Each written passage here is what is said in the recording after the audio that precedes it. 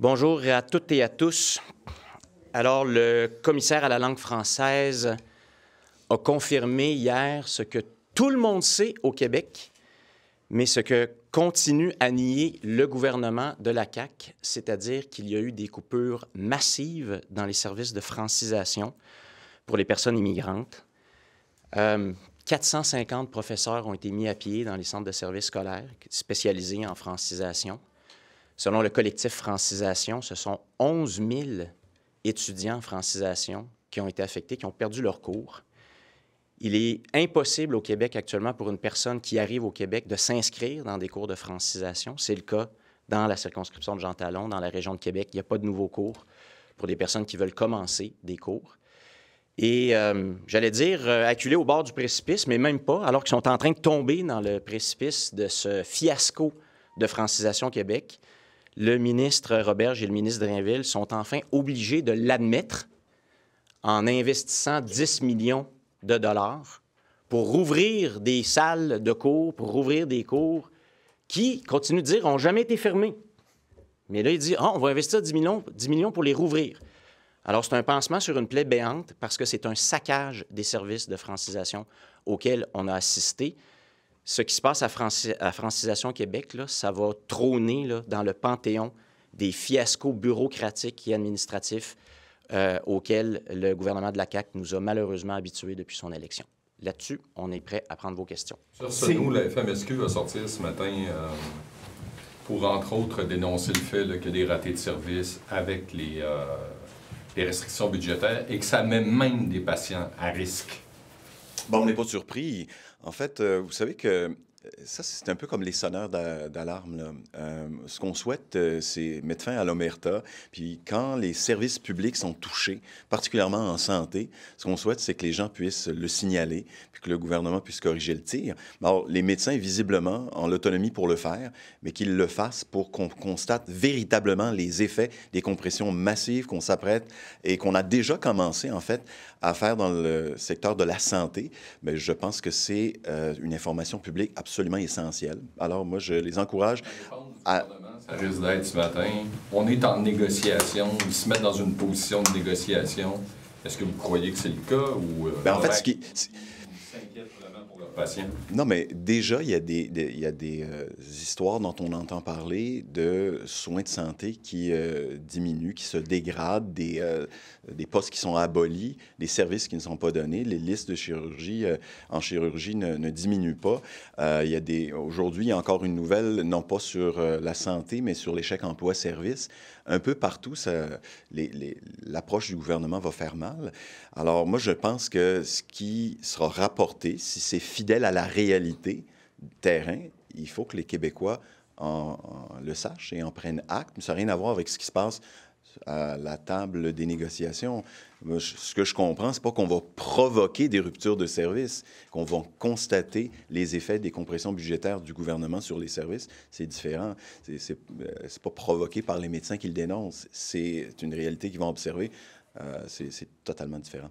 Francisation, juste pour clarifier votre position, là, bon, vous dites que c'est comme une espèce d'aveu d'échec. Je comprends que vous estimez que c'est insuffisant, mais qu'est-ce que, à cette étape-ci, le mal est fait, quelque part, qu'est-ce que le gouvernement devrait faire de plus en ce moment? Là? Bien, ça fait 2 mois qu'on le réclame au Salon Rouge. J'y suis revenu très souvent.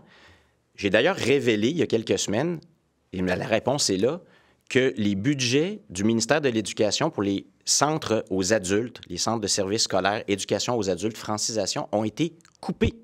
Le gouvernement dit non, c'est parce qu'ils ont trop dépensé. Non, les budgets ont été coupés. C'est écrit noir sur blanc dans ses propres lignes qu'ils reviennent sur cette décision-là. C'est une décision mal avisée. Il faut rétablir intégralement le financement de l'éducation aux adultes en centre de services scolaires parce que c'est là que la francisation, en personne, avec des professionnels aguerris, se donne. Alors, il faut revenir sur cette décision-là et pas continuer là, avec, à la pièce, à essayer de défaire le saccage qui a déjà été opéré. Puis ça a été fait parce qu'on a exceptionnellement adopté une règle pour ce cas-là précis, c'est qu'au lieu d'établir le budget sur l'année précédente, on est revenu sur l'année 2020-2021 comme année de référence pour établir les budgets des centres de services scolaires. C'est ça le problème. Moins d'argent. Mais en même temps, le mal est fait là, dans le sens où il y a des gens qui ont probablement décidé d'aller travailler ailleurs, il y a des enseignants qui ont perdu leur emploi, qui font peut-être autre chose, des étudiants qu'on ne pourrait peut-être pas rejoindre. Donc, qu'est-ce qui, sur ce plan-là, qu'est-ce qui pourrait être fait là, pour corriger le tir? Vous avez malheureusement raison. Le saccage a été opéré. Les professeurs ont été mis à pied. Il y a des gens qui quittent tout le parcours de la francisation. Il y a des drames humains chez des personnes immigrantes qui comptaient sur ces cours-là pour remplir leurs obligations avec leur permis de travail, qui ne savent plus quoi faire. Il y en a qui ont perdu leur allocation. Hein. C'était avec ça qu'ils pouvaient vivre parce qu'ils étudiaient à temps plein en francisation. Là, ils ont perdu leur cours, donc ils perdent leur allocation. C'est un drame qui est en train de se passer partout au Québec. Et vous avez vu les manifestations. Donc, le saccage, il est réalisé. Ça va être difficile, sinon impossible, de remettre le dentifrice dans le tube. Mais là, la bonne chose à faire d'abord, c'est de faire face à la réalité, de l'admettre. Moi, j'ai un gouvernement qui continue à nier qu'il y a des mises à pied. 450 professeurs, je les ai rencontrés dans les rues partout au Québec. Lui, il le nie. Il continue à nier que j'ai coupé. Qu'il fasse face à la réalité et qu'il rétablisse les budgets. Peut-être qu'on va être capable de récupérer une partie de la situation pour la prochaine session, on l'espère, mais ce qu'a dit le commissaire à la langue française, c'est très important. Rupture de service. Rupture de service, ça va avoir des impacts à long terme pour le Québec. Les 10 millions qu'ils ont trouvés, c'est même pas de l'argent neuf, hein? C'est des sous qui ont été cherchés avec des allocations qui n'ont pas été données au cours des dernières semaines. Que ce soit même pas de l'argent neuf, qu'est-ce que ça vous dit? Bien, imaginez. Très important, ça. Ça, c'était de l'argent qui était destiné à des étudiants, donc des personnes immigrantes pour faire les cours de francisation. Là, on leur a coupé ça. Puis là, on le prend pour essayer de réparer une partie du saccage dans les services de francisation au Québec. C'est absurde.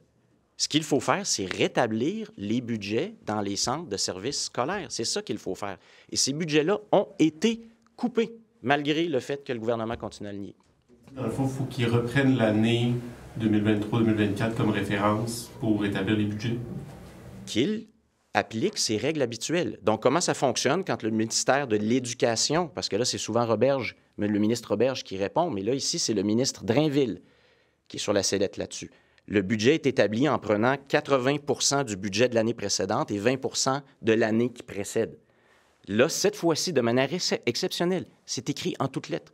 Exceptionnellement, pour cet exercice, nous allons prendre l'année de référence 2020-2021. Or, qu'est-ce qu'il y avait en 2020-2021? Une pandémie qui fait en sorte qu'il y avait peu ou pas d'immigration et donc un nombre beaucoup plus restreint de personnes en francisation. On prend cette année-là de référence pour établir les budgets de cette année. Alors ça a pris par surprise tous les centres de services scolaires qui ont subi des pertes de budget vraiment majeures. C'est pas qu'ils dépensent trop puis que là, au fil de... Voilà, on était rendu à la moitié de l'année puis on avait déjà dépensé. Leur budget a été coupé. C'est écrit noir sur blanc dans les règles budgétaires du gouvernement. Pourquoi on n'est pas capable d'avoir de la transparence puis une réponse honnête là-dessus? C'est ça qu'on a fait. Mais pourquoi vous l'avez fait? Ça, c'est la question. Mais M. Paradis, même si j'imagine que même si on ne l'avait pas coupé et qu'on avait gardé les mêmes règles, en tout cas, peut-être des chances qu'on n'aurait pas eu assez d'argent pour répondre à l'ampleur de la demande qui, comme vous le dites souvent, là, il y a beaucoup trop de nouveaux arrivants. Donc, il n'y a pas une limite à un moment donné à ce que le gouvernement peut investir en francisation? Oui. Ça devrait être où? Oui, c'est vrai. Et ça, vous le savez, c'est la position aussi du Parti québécois. Il y a eu une augmentation stratosphérique des seuils d'immigration dans les dernières années qui fait en sorte qu'il y a une augmentation, une explosion du nombre de personnes à franciser. Le commissaire à la langue française a dit dans un précédent rapport que pour bien procéder à la francisation et à l'accueil et à l'intégration de ces gens-là, ça coûterait 11 milliards de dollars. Ça n'arrivera jamais. Ça, c'est vrai. Donc oui, il y a toute cette question-là du contrôle ou de revenir à des seuils d'immigration raisonnables. On était les seuls à tenir ce discours-là il y a quelques mois. Maintenant, à peu près tout le monde s'entend qu'il faut faire ça. Mais d'abord, le gouvernement ne peut pas dire « je m'en lave les mains, j'ai aucune responsabilité de cette augmentation-là ». Ça, c'est la première chose, parce que tout le temps, moi, j'ai rien à voir là-dedans. Mais là, en plus, non seulement il n'a pas maintenu les services de francisation, mais il les a coupés. C'est ça qui est l'absurdité. Quand vous avez entendu Mme Gazal sur ce point-là, parce que M. Legault imputait le fait, justement, que les budgets étaient manquants au fait qu'il y a beaucoup d'immigrants temporaires, puis il parlait des 600 000 immigrants temporaires, tout ça. Et Mme Gazal a dit que quand elle entendait M. Legault parler comme ça, elle se sentait exclue parce qu'elle est d'origine libanaise. Comment vous... Est-ce que... Parce que Simon-Jolin Barrette a dit plus tard que c'était la rhétorique d'Haroun Boisy. C'est sa façon de l'exprimer, subjective, mais je pense qu'il ne faudrait pas revenir là, justement dans ce débat-là qu'on a eu il y a quelques jours, là, de dire qu'il y a une stigmatisation et prêter des intentions.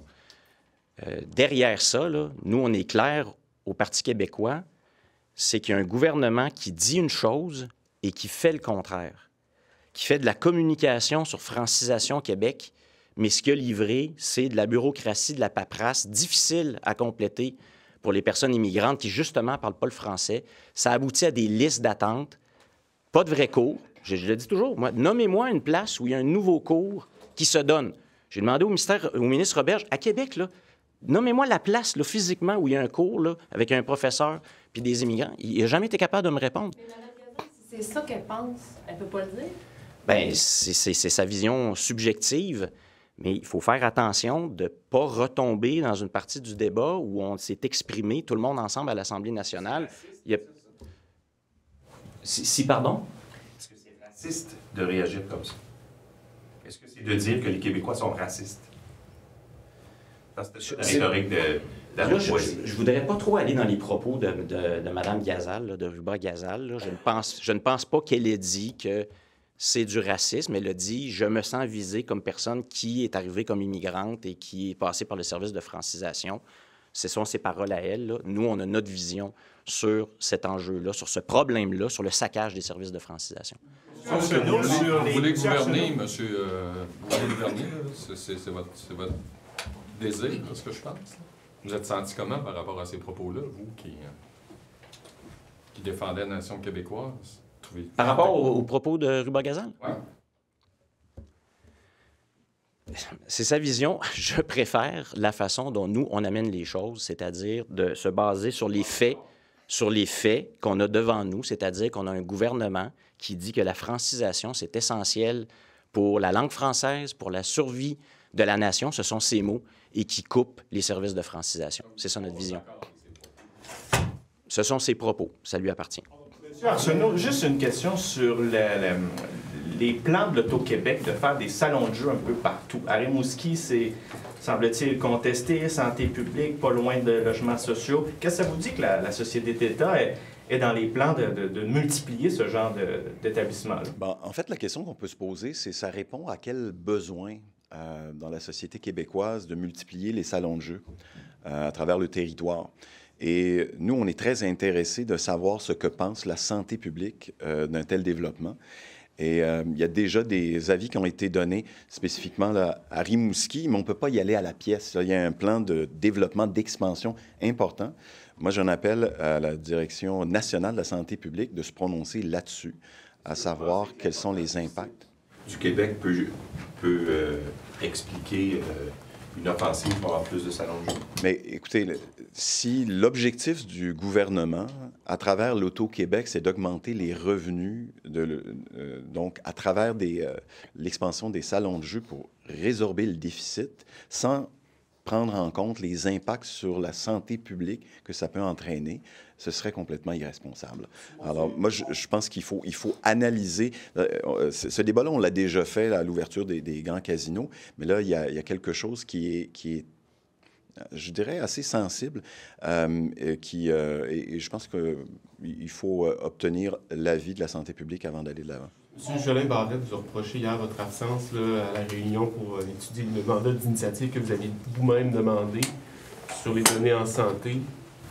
Je n'ai pas entendu son reproche. On a eu un conflit d'horaire. Alors, effectivement, on ne s'est pas présenté à à cette rencontre-là.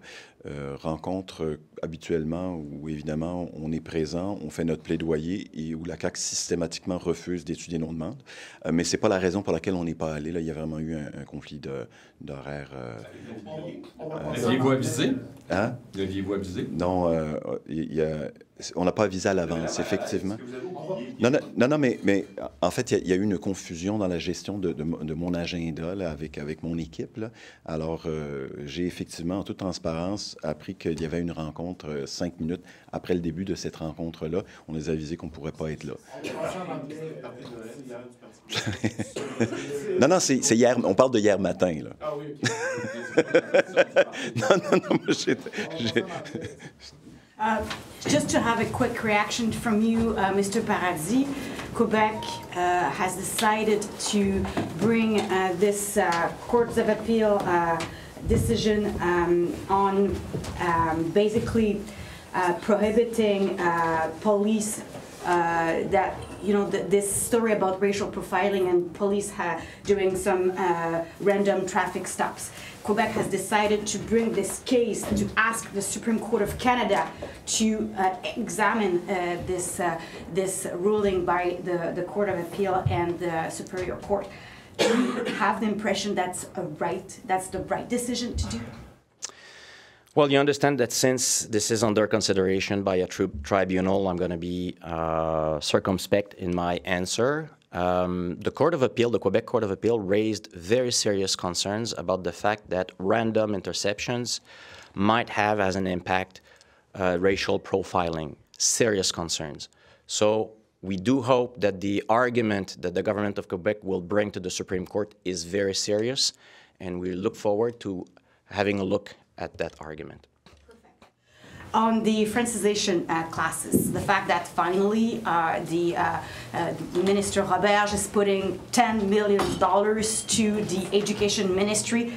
What's your reaction? This is something that has been, like a hot topic for weeks now. Do you have the impression that it's sufficient, that finally he is officially backtracking?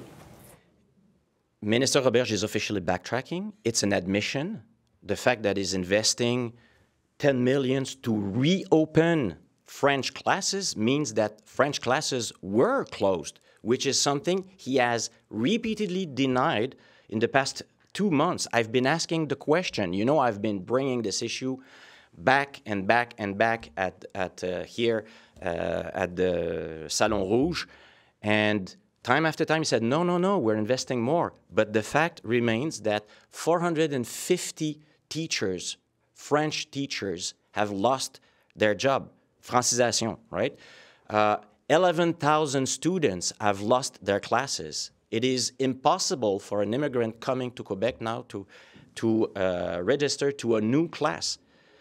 So this is the reality, but the government has still not faced it. It's saying it's investing $10 million, but $10 million is not sufficient.